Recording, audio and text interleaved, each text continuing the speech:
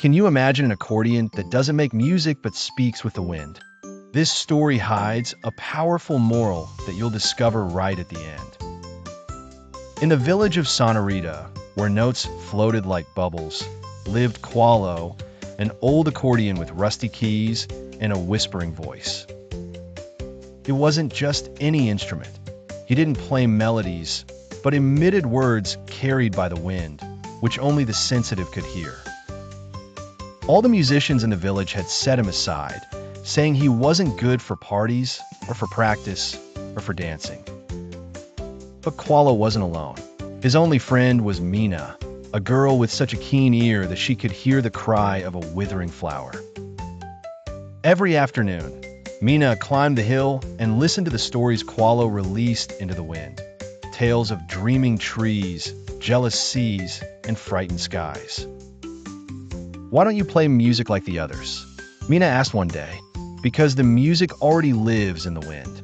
I only translate it," Cualo replied.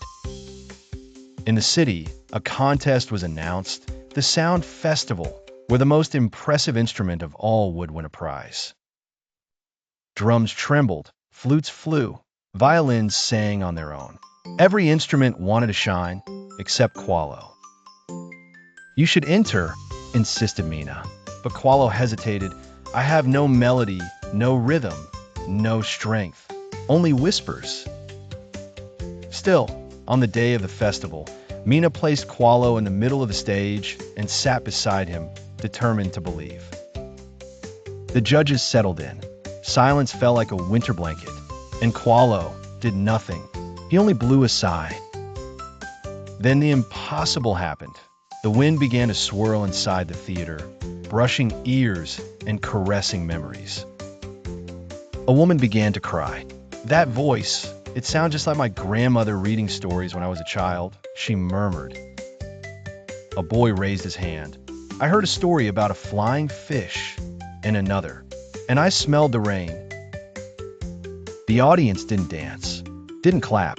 They just listened and cried and laughed and remembered, because Cualo had touched something deeper. The judges were stunned. No one understood how that old accordion without melody had reached so many hearts. But just before the prize could be awarded, a thunderclap roared. The sky darkened. A violent wind tore off the theater's roof. The air turned into a whirlwind. Instruments flew like leaves.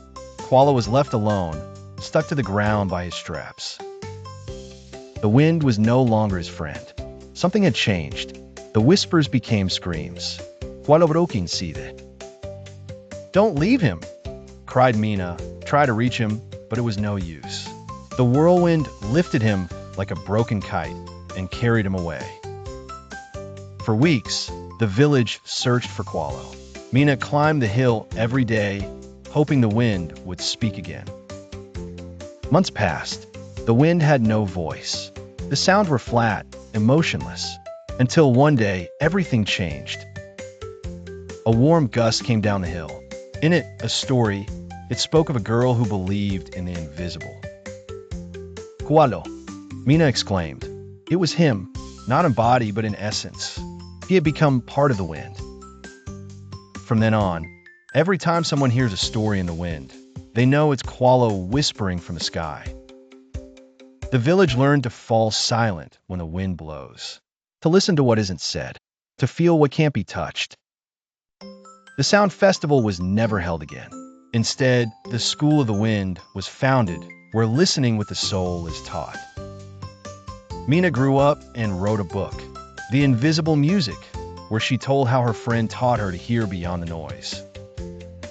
And on the last page of the book, it said, "Sometimes the most powerful instrument is not the one that makes noise, but the one that creates silence." Moral: what's essential isn't always heard with the ears. Sometimes, only the heart knows when a story is alive. See you very soon with more magical stories that will make your imagination fly and touch your heart in every adventure.